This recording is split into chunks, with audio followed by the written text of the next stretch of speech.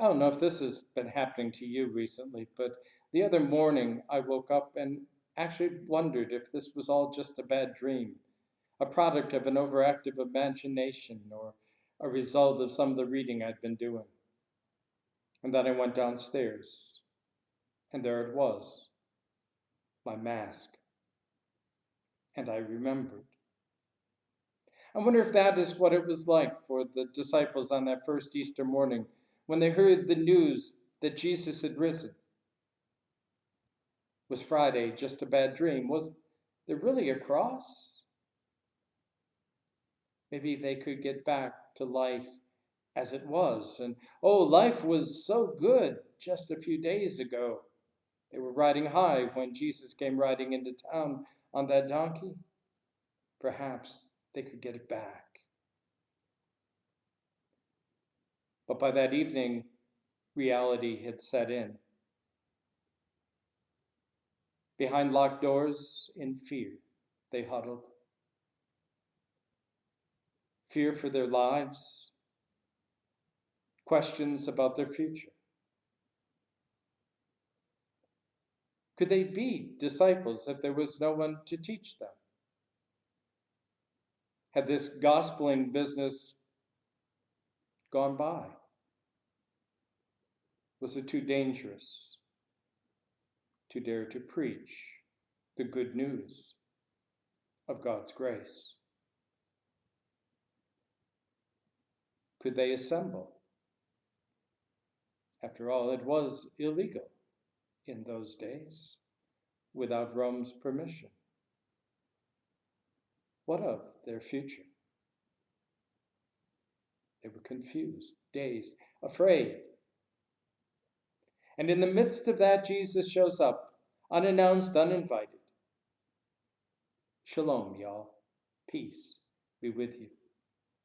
And with that, he blows on them the breath of life. Peace, shalom, wholeness, completeness, fullness. That is the gift that Jesus brought to the disciples in the midst of their fears. And it is that gift that Jesus offers to us as he stands by our side in the midst of our fears and confusions and chaos.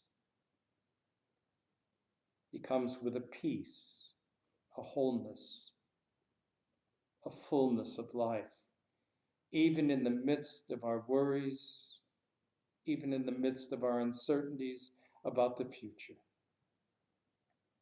He comes with peace. What a gift.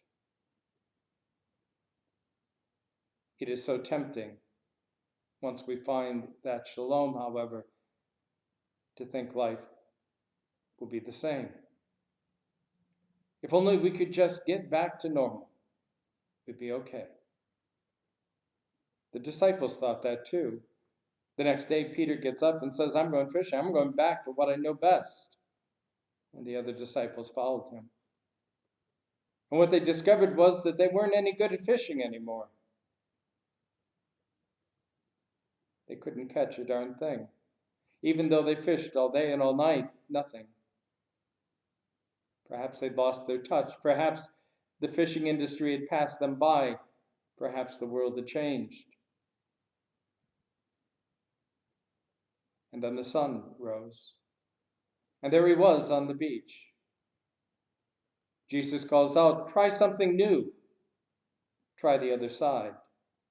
And they cast their nets, and they couldn't haul the great haul of fish in.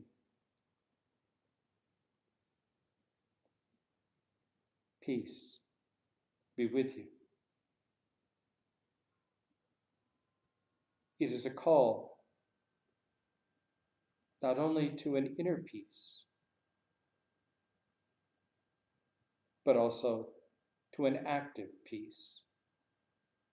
For the peace that we have received in Christ is a peace that we are called to offer to others. Perhaps kind of a shaloming. It is a call to new life and a new way of being together. I fear a lot these days. I do not fear for my health, for the health of my loved ones. I do not even fear for the economy. What I fear most is it will go back to the way it was, that we will never learn anything from these days. It is scary to watch social media, the evening news, our political leaders, my brothers and sisters. For we are continually as divisive and polarizing as we were before. If a pandemic cannot bring us together, what hope is there for us as a people? Jesus takes Peter aside that morning and has a little talk about the past, about betrayal, about brokenness, and then he sends him out to feed the sheep. We who have received peace, forgiveness, grace upon grace, and life abundant are sent to feed the sheep, to bring that peace that we have received to the world we live in,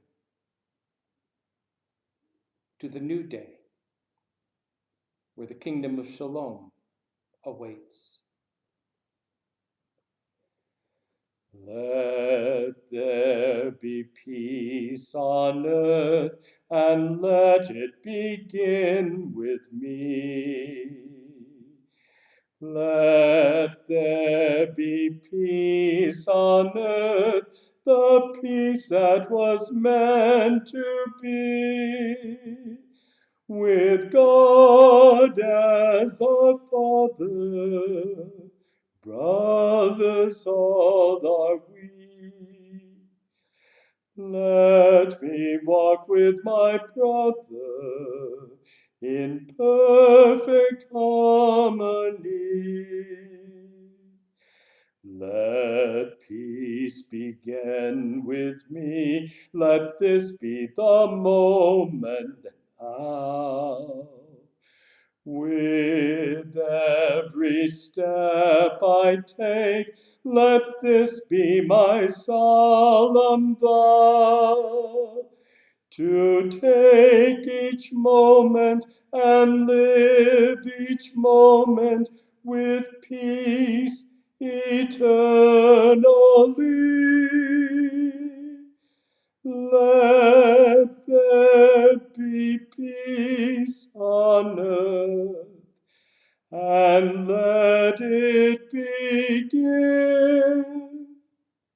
with me. Shalom.